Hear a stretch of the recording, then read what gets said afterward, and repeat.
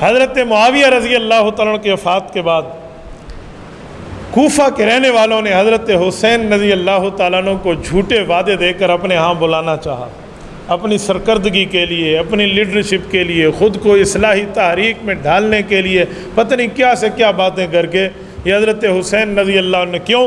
حضرت حسین نے یزید کی بیعت کا انکار کیا تھا اور حق پہ کیا تھا۔ اس کی وجہ حضرت حسین کا موقف یہ ہے کہ صحابہ پر غیر صحابی حکمران کیسے بن سکتا ہے۔ نمبر 2، صحابہ کرام کی جلیل القدر اکثریت موجود ہے، ان کا جب تک ویریفیکیشن کا فیصلہ نہ ہو غیر صحابی حکمران بن ہی نہیں سکتا۔ ابھی معاملہ انڈر پروسیس ہے، اس کے خلاف ہمیں نکلنا چاہیے۔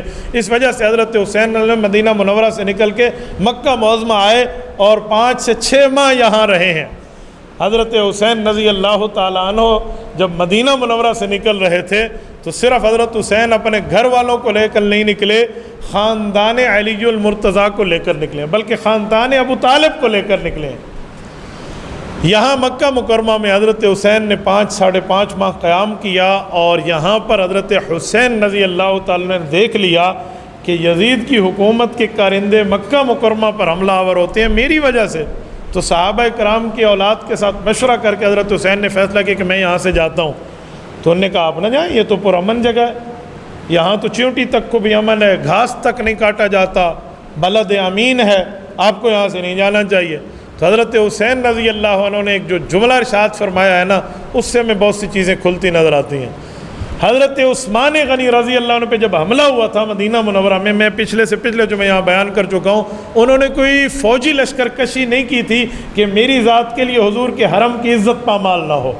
تو حضرت حسین نے بھی یہی فرمایا کہ میری ذات کے لیے مکۃ المکرمہ کی حرمت اور عزت اور اللہ کے گھر کی جو ہے نا حرم کی عزت پامال ہو، یہ میں بھی نہیں چاہتا۔ تو انہوں نے عراق جانے کا ارادہ فرمایا۔ تو صحابہ کرام رضی اللہ عنہ مجمعین کی اولادیں جو تھی، جو حضرت حسن کے حضرت حسین کے ہم عمر ہیں، حضرت عبداللہ بن عمر ہیں، عبداللہ بن عباس ہیں، حضرت عبداللہ بن زبیر ہیں رضی اللہ عنہم، ان کا مشورہ کہ آپ ایسے نہ جائیں، یہ لوگ دھوکے باز ہیں، آپ اپنے سے پہلے کوئی نمائندہ بھیج کے دیکھیں۔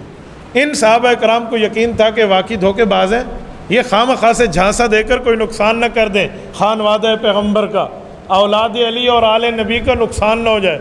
تو حضرت حسین نے ان کی بات تسلیم کی، اپنے چچا زاد بھائی حضرت مسلم بن عقیل کو کربلا بھیجا، یعنی کوفہ بھیجا۔ تو انہوں نے وہاں حالات پرامن دیکھے، ہزاروں بندوں نے ان کے ہاتھ میں ہاتھ دے کر وعدہ کیا اور بیعت کی، اور ان نے جواب میں خط لکھ دیا کہ معاملہ بالکل ٹھیک ہے۔ تو جو صحابہ مشورہ دے رہے تھے آپ نہ جائیں، اب ان کے پاس تو کوئی بات باقی نہ رہی نا، کہ جو آپ نے کہا تھا وہ تو میں نے آپ کی بات پوری کر لی، اب تو حالات پرامن ہیں۔ تو حضرت حسین ذوالحجہ کے پہلے عشرے میں یہاں سے چلتے ہیں، اور جب وہاں راستے میں ہیں تو پتہ چلتا ہے یزید نے گورنر بھی بدل دیا ہے، حضرت مسلم بن عقیل جن کو پہلے بھیجا تھا وہ شہید ہو گئے ہیں، کوفیوں نے دھوکہ دہی کی ہے، اپنے وعدے توڑ دیے ہیں، وعدے کی خلاف ورزی کر کے وہ یزیدی لشکر سے جا ملے۔ اور وہاں حضرت حسین جب پہنچتے ہیں وہاں ہور ہوتا ہے، ان کی طرف سے آنے والا بڑا قائد وہ روک دیتا ہے کہ آپ نے کوفہ نہیں جانا۔ تو وہاں پر حضرت حسین رضی اللہ تعالیٰ عنہ کے ان سے گفتگو ہے، شرائط پیش ہے، ایک تفصیل ہے، نہیں مانا گیا، کچھ معاملہ نہیں ہوا۔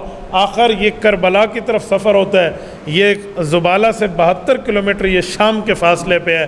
حضرت حسین رضی اللہ تعالیٰ عنہ کا یہاں جو پالیسی بنی ہے نا، غور کرنے سے خلاصہ یہی نکلتا ہے کہ حضرت حسین نے اپنا رخ اس طرف شام کی طرف کیا تھا کہ میں ڈائریکٹ جا کر یزید سے بات کروں کہ غیر صحابہ پر حکمران کیسے، اس سے معاملہ طے کروں، اور اس کے سامنے جا کر جو سیاسی اصلاحات حضرت حسین چاہ رہے تھے وہ کراؤں۔ لیکن ابن زیاد جیسا ظالم جو کوفہ کا گورنر تھا، اسی یزید کی طرف سے انہوں نے کہا آپ میری بیعت کر لیں۔ یہ غیرت حسینی کہاں برداشت کر سکتی تھی، جو اس کے قائد کو ماننے کے تیار نہیں ہے وہ اس کے ایک ہرکارے کو مان لے۔ حضرت حسین رضی اللہ تعالیٰ عنہ کے انکار پر یہاں جنگ ہوتی ہے، اور اس جنگ میں سامنے آنے والے وہی لوگ ہیں جو اکثر حضرت حسین رضی اللہ عنہ کو خط لکھنے والے ہاتھ ہیں، ان میں اکثر وہ لوگ ہیں جن نے خط لکھ کے بلایا ہے، اور اب یہ سوچ رہے ہیں کہ حضرت حسین تو آ رہے ہیں، ان کے پاس ہمارے خط ہیں، اگر یہ نکل آئے تو مسلم بن عقیل کو اس کے گورنر نے شہید کر دیے تو ہمیں مارے گا۔ اب یہ حضرت حسین کے مخالف ہیں، ان خطوط کی پرواہ نہیں ہے، وعدوں کی پرواہ نہیں ہے، وہاں پہ جنگ ہوتی ہے، اور اس جنگ میں حضرت حسین رضی اللہ تعالیٰ عنہ سمیت حضرت حسین کے 8 بھائی، حضرت علی کی 9 اولادیں وہاں شہید ہوتی ہیں، آل رسول کے 21، 22 یا 18 افراد 3 روایتیں ہیں، یہ شہید ہوتے ہیں جن میں 72 افراد شامل ہیں، باقی ان کے حلیف ہیں، دوست ہیں، مددگار ہیں، ناصر ہیں، تعلق والے ہیں، وہ ساتھ ہیں، اور 88 اس لشکر سے قتل ہوتے ہیں۔ ان میں پہلا شہید جو بچوں میں ہے وہ علی الاصغر ہے، جسے عبداللہ کہتے ہیں۔ اس کی عمر 18 دن تھی جب حضرت حسین مکہ مکرمہ جا رہے تھے مدینہ طیبہ سے۔ 5 ماہ مکہ مکرمہ میں رہے تو یہ 6 ماہ میں داخل تھا۔ اس پر ان لوگوں نے سب سے پہلے تیر مارا ہے۔ آپ اندازہ لگا انصاف کا خون کتنا ختم ہو گیا ہے، ظلم کی انتہا دیکھیں۔ اس بچے کا تم سے کیا قصور ہے؟ اور ان پر 3 دن تک پانی بند ہے، 7 دریائے فرات ہے، اور اتنا ظلم ہے۔ جس بچے کو جو تیر لگا ہے، میں یہاں جملہ کہتا ہوں، اللہ کی قسم دل دکھ جاتا ہے کہ اتنا اس کا اپنے جسم کا حجم نہیں ہے جتنا اس تیر کا حجم ہے۔ جس بچے کو نہ ہنسنے اور رونے کا پتہ ہے، اور حضرت حسین رضی اللہ عنہ کو صبر دیکھیں۔ حضرت حسین رضی اللہ عنہ کے بڑے بیٹے، بڑے بھائی سب سے پہلے، چھوٹے بھائی پہلے شہید ہوئے۔ حضرت حسین رضی اللہ عنہ 9 بھائی یہاں شہید ہوئے ہیں۔